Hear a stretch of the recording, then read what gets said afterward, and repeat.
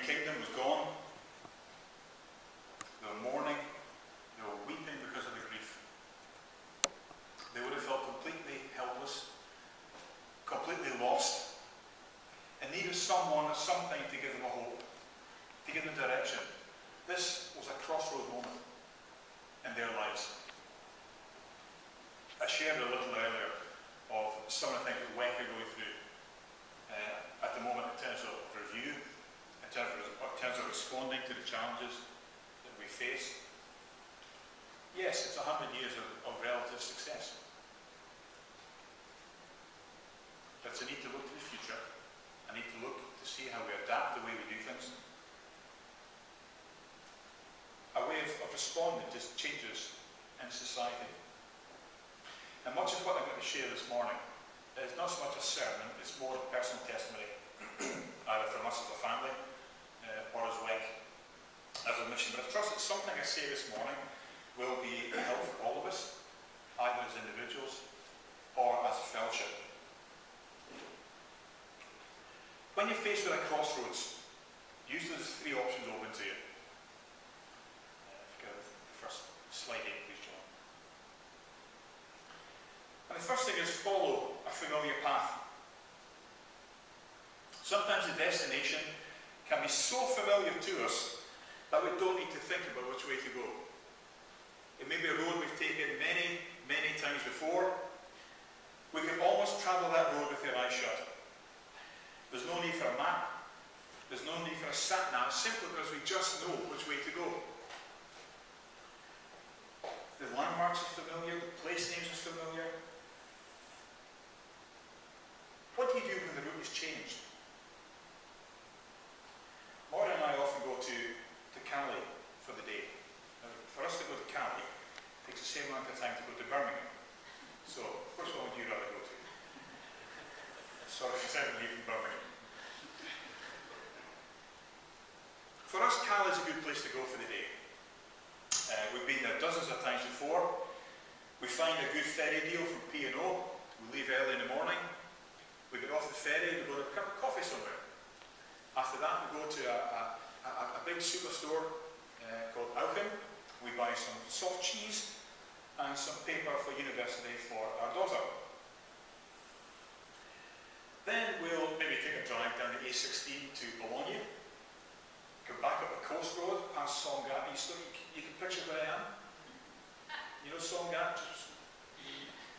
Past Songat, along Valerio Plage, past the World War II coastal defences, over the old rickety bridge, at the harbour, into Cali, and park in a lovely parking spot just in front of the restaurant we like to go to before we take the ferry back to Dover. Nothing ever changes. It's the same route we take every single time. Except for the last time we went. Most of the journey remained the same. And so we got to the rickety old bridge to see a big yellow sign saying, Route Barry. Now this should not have been a surprise to me, because there have been warning signs for 2 miles getting there. And I speak French, and I am without excuse. I paid no attention to it. I was just so familiar. The route was so familiar to us. And here we were, sitting in front of that old rickety bridge, with the route saying Route Barry, with 2 options open to us. One, we either sit and wait until the bridge is open, which could be months, or we find another way of getting to the destination. We could see the destination. We could see the square in the centre of Cali, where we wanted to go. So we had to find an alternative route. And had I taken those warning signs seriously, we would have got to a destination an awful lot quicker. The disciples had also been on a familiar journey with Jesus, but they also failed to recognise the warning signs that he had given them. He told them often that the Son of Man would be handed over to die, but he would rise again after 3 days. But for whatever reason, they didn't fully understand what Jesus was trying to tell them. So in the days following the crucifixion, they only saw the death part. They didn't remember the part where he said, I'm going to rise again and come back to see you. We know that because in the Bible it tells us that they were mourning and weeping. This is not a group of people who expected to see Jesus come through the door any minute now. For them, the route had suddenly been barred. The continuing walk with Jesus had dramatically come to an end.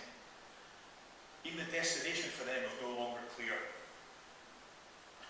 And sometimes this kind of scene can be the hardest to deal with. Particularly when you're sure that God is leading you down a particular path. And then things change dramatically.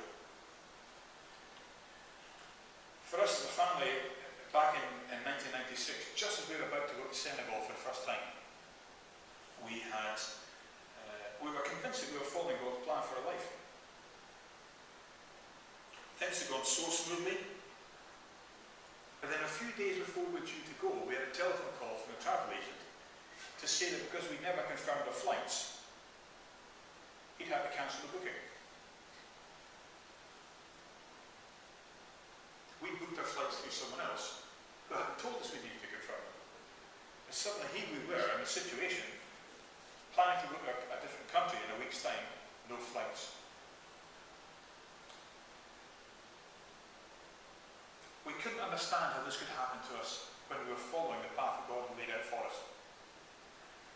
We'd hit a crossroads moment in our life, and we asked the question, God, what are you doing?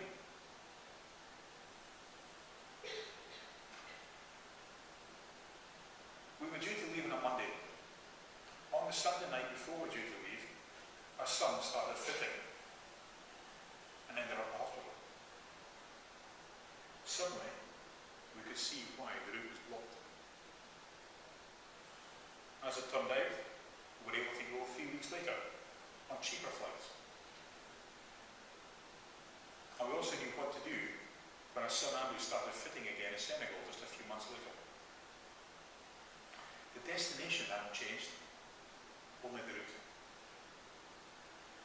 And the disciples were about to be told in this passage that the destination hadn't changed either, only the route. Follow a familiar path. The second thing we do when we're faced with a crossroads situation is follow the signs. John.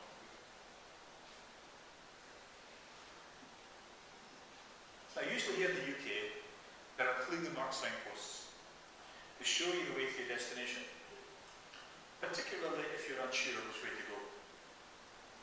And we know that we can usually trust those signs. Now, I know that in some cartoons, the signs are changed around and turned upside down the wrong way to try and confuse some particularly gullible cartoon character. But generally here in the UK, we can trust the signs that we see. Their sole intention is to lead us to the place that we need to go to. And the disciples had been given lots and lots of signs to follow. Jesus had told them, I will rise again following my death. But they seemed to miss that. The events of the past few days, the crucifixion and the laying of Jesus in the tomb, it seemed to make those statements impossible for them. But then Jesus told the women that he appeared to, go back and tell them, you see me. They didn't believe him. Jesus spoke to the two men on the road to Emmaus. They went back and told them. They didn't believe them. They either missed the signs or they didn't believe them. As a mission, workers have to recognise and follow the signs around us. The decline in the number of new recruits is a sign. How do we make the needs of mission in the UK church known today? How do we show WEC to be a relevant missionary organisation for people who have a calling from God to serve him in some way? We can't rely on the good name of WEC anymore. We can't just expect people to fall in our laps, as has happened in the past. We need to be more proactive, more strategic in events that we exhibit at. We need to form partnerships with those church groups who are more who see sending their own people to their own situations. We need to tell them, this is what we already do. How can we help you? Falling financial support is a sign. both for individuals and for an organisation. Not just a problem for LINC. I believe every mission organisation at the moment is facing the same thing. We have to look at what we do and prioritise what is strategic. Some of our workers are even being encouraged to look for part-time jobs as a way of supplementing their income. We simply cannot continue as if nothing's happened. There has to be a recognition by us that people's perception of mission organisations has changed. We need to adapt. We need to be relevant to the UK Church today. I looked at the diary on the church website of all the things that Beaconsfield URC are involved in. And what it showed me was that this church makes a real effort to be relevant to the local community. Cafe service, men's breakfast, message church, babies and toddlers, lunchtime concerts, young at heart. And many of these things have been started quite recently. Someone saw the needs of the people and did something about it. And it's a special thing when a church reaches that. I love the vision statement of the church. John, if you could put that up, please. This is the vision statement of the church. Well, certainly I took it off one of your reports. Our vision is of an accepting church. A church which opens its doors and its arms to all who will listen to God's message of forgiveness and new life, just as Jesus did.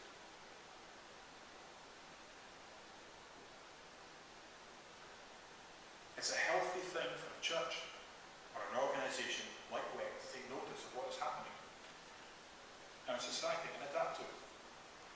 Now, I'm not talking about things that are unbiblical. There's a lot of things going on in our country today, even from a government level. And as a church, we find it hard to accept because it's unbiblical. We have to hold on to the truths of Scripture. But we have to also make sure that what we do as a means of reaching those around us is relevant to their situation. We have to see the signs in the first place. We have to take notice of it to make sure that we are headed in the right direction. And once you know you're following the signs correctly, we must not let things get in the way again and try and confuse us. A few years ago, when we were on holiday in France, we were travelling on the same day as one of the stages of the Tour de France. There were big yellow signs all over the place telling us which way to go, so that we avoided driving into 200 cyclists coming the other way. The signs were clear. Go this way, go that way, go this way. Nobody told us that now. And she was far from amused as we tried to take a route that she didn't want us to take. She knew better. But after many aborted attempts to try to get back on the road we should have been on, we simply followed the signs. And we got where we wanted to go. It was just so much simpler. It always is when you turn off this like that. The destination hadn't changed. Just needed to follow the signs. Follow a familiar path, follow the signs. But what do you do when there are no signs? Last thing. This is possibly the most difficult one to negotiate. What do you do if there are no signs? I had a picture in my head when I was thinking of this, of one of these great long highways in America, with the roads going off every so often, and not a signpost for miles. How does anyone find a way around it? How do you know you're going in the right direction? As a family, we've had a couple of these moments in our lives. The first came when God called us to become missionaries back in 1991. All he told us was that he wanted us to leave what we were doing in Aberdeen and go and serve him somewhere. He didn't tell us where, he didn't tell us with whom, he just said, you've got to become missionaries. This was a crossroads moment for us without a signpost. So we tested it. We phoned a friend. In fact, in our case, we phoned several friends. We phoned the leaders of our church in Aberdeen. I said, this is what the Lord has said to us. What do you think? We phoned a friend who was the manager of the CLC bookshop in Aberdeen. This is what the Lord has said. What do you think? And they all came back and said, yes, we believe the Lord has spoken to you, and you should carry on along this path until the Lord shows you what He wants you to do. And we believe that God would eventually put a sign up in front of us with a destination, or at least some idea of where we're going. All He wanted us to do was to keep walking down that road. Eventually a sign did appear that said, go to Bible school in Holland. And when I say this, I didn't mean a sign just suddenly appeared. Bible school in Holland. But the Lord, through a series of circumstances, led us to go to Bible school in Holland. And then eventually, during our second year of Bible school, it was clear to us that the Lord wanted us to serve Him in Senegal. But He'd asked us to set off down the road without really knowing where we were going, a sort of Abraham experience. And it was frightening. We both had good jobs. We both kind of shared a house, didn't we? We both had the same house. We were comfortable. And the Lord said, I have other plans for you. Don't get too comfortable. A couple of times we had to turn back because we were on the wrong road. But the Lord also made it clear to us that that's not the way you should be heading. Come back and go along that road. Another crossroads moment was when we were in Senegal and working in a school in Casamance in the south of Senegal. We had to evacuate because of the relativity in the area. And so we moved the school en masse to an old, run-down Assemblies of God Bible school near Dakar, which has said, you can have this for up to 5 years. We spent a lot of money, a lot of time in doing the place up, and eventually it was quite a nice place. The Assemblies of God came back, looked at what we'd done, and said, oh, we'd like to take this back now, thank you. Which, to be fair, they said after the 5 years. But suddenly we were left with no place to go. We couldn't stay where we were, and we couldn't go back to the south of Senegal. The rebel activity was still going on. Pupil numbers were down to about 15. And very few of the families who used the school were actually members of WEC anyway. What was God saying to us as a school? Was it time to call it a day? Had the school served its purpose for a time and now it was time to finish? We just didn't know what to do. All we knew was that we had to leave where we were. The answer seemed to be build a new school somewhere else. But for 15 children, and you're really going to build a school? Is that a good use of resources? It was a crossroads moment without a signpost. So we asked the whole WEC world to pray. What do? We don't know. Pray with us, stand with us, seek the Lord's mind on what you want us to do. The overwhelming response was to carry on regardless, because the Lord is going to do a new thing. So, we started off down a particular path. Both turned out to be dead ends. One of them we only saw at the very last minute, just before we signed the contract to buy a piece of land. But the Lord led us faithfully. And over the next 3 years, He gave us the land, He gave us £500,000, and He gave us a group of skilled people to come and build the school. Today, there are over 100 pupils at the school. 30 members of staff. And the school is playing its part in reaching not only Senegal, but the whole of West Africa with the gospel by allowing parents to stay in the field longer because the school is there. Crossroads moments without a signpost. I wonder if there's anyone here today who's experiencing a crossroads moment without a signpost. So Sometimes God wants us simply just to step out of faith, just like Abraham did. Be willing to carry him down the road till the Lord shows you what it is that he wants you to do. The destination hasn't changed. We just can't see it yet. So what about the destination?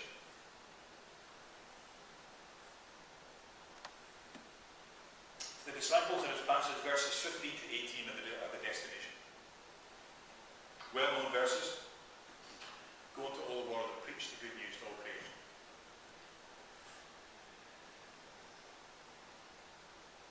And despite their unbelief, despite their stubborn refusal to see the signs, Jesus tells them they are the ones to take the gospel to all creation. Despite all their faults, despite the lack of faith, they were the ones that God is going to use to share the good news. This was why they'd been called by God to spend 3 years with Jesus. And this command from the risen Lord, coupled with the giving of the Holy Spirit in the beginning of Acts, has a transforming effect on this group of timid, fearful believers. Their task was to begin the church and to see it grow. Weck's task is to see the remaining unevangelized peoples in the far-flung places of the world come to faith, the place where no one else is working, difficult places, the places that are resistant to the gospel. And Beaconsfield's URC's task is to reach the people of this area of the gospel. Something it's tried to do for many, many years. But for each of us, these words come to us at least once a year, usually the week after Easter. This command of Jesus to go into all the world and to preach the good news. Where do we fit into this?